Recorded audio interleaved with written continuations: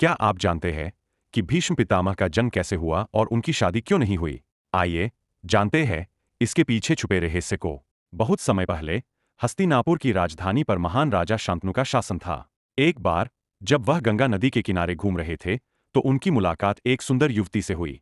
शांतनु ने पूछा कि क्या वह उससे विवाह करना चाहेगी। वह सहमत हो गई, बशर्ते कि शांतनु कुछ शर्तों को पूरा करने के लिए तैयार हो। वह चाहती थी कि वह जो कुछ भी करती है, उसमें उसे हस्तक्षेप नहीं करना चाहिए, चाहे वह इसे पसंद करे या नहीं, और उसे सम्मानपूर्वक संबोधित करना चाहिए।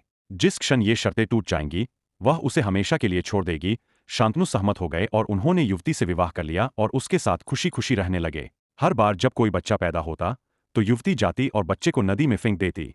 इससे राजा परेशान हो गया, लेकिन उसने उससे इसका कारण पूछने की हिम्मत नहीं की, क्योंकि वह अपने वादे से बंधा हुआ था और उसे डर था कि वह चली जाएगी। लेकिन जब उनकी 8वीं संतान का जन्म हुआ, तो राजा शांतनु खुद को रोक नहीं सके। उन्होंने उसे शिशु को गंगा में फेंकने के क्रूर कृत्य से दूर रहने की सलाह दी। युवती ने उत्तर दिया, तुमने अपना वादा तोड़ दिया है। उसने बच्चे को तो बचा लिया, लेकिन अपनी पहचान बताई। मैं देवी गंगा हूं और हमारे द्वारा पैदा हुए बच्चे 8 वसु हैं, जिन्हें मानव जन्म भुगतने का श्राप मिला है। आपके निंदापूर्ण वचनों ने हमें शाप से मुक्त कर दिया। मेरा समय आ गया है, मैं अब चली जाऊंगी। और वह बच्चे को लेकर गायब हो गई। वर्षों बीत गए। एक बार गंगा नदी के तट पर एक हिरण का पीछा करते समय शांतनु ने देखा कि नदी असामान्य रूप से उथली थी। वह इसका कारण ढूंढने लगा। उसने एक लड़के को नदी के प्रवाह की जांच करते देखा। वह देवतुल्य लग रहा था। बालक जानता था कि राजा उसके पिता है, लेकिन शांतनु उसे पहचानने में असफल रहे। लड़के ने अपनी रहस्यवादी शक्ति से राजा के दिमाग को धुंधला कर दिया और गायब हो गया। शांतनु को एहसास हुआ कि वह लड़का उनका बेटा था। उन्होंने गंगा से प्रार्थना की, कृपया दयालु हों और मुझे मेरा पुत्र वापस दे दे, ताकि मेरा वंश जीवित रहे। गंगा अपने पुत्र के साथ प्रकट हुईं। उन्होंने कहा, वह गंगेय है, हमारी 8वीं संतान।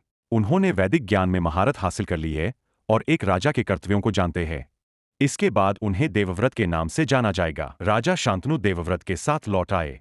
देवव्रत को शाही सिंहासन का उत्तराधिकारी घोषित किया गया।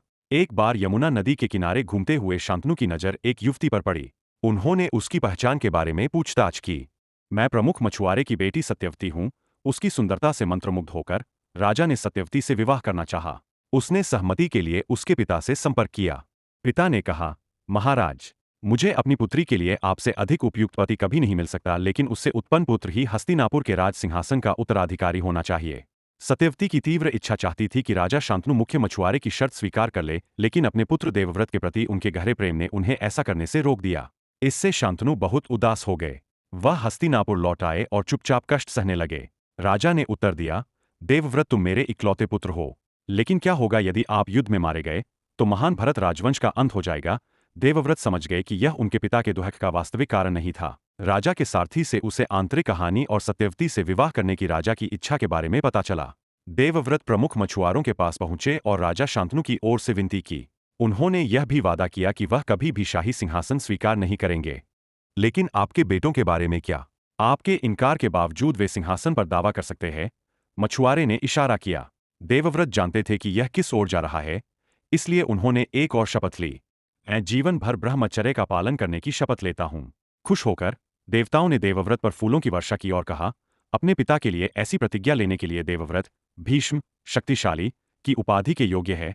प्रसन्न होकर सत्यवती के पिता अपनी बेटी का विवाह शांतनु से करने के लिए सहमत हो गए। इसी प्रतिज्ञा के लिए भीष्म पितामह ने कभी शादी नहीं की और जीवन भर ब्रह्मचर्य का पालन किया।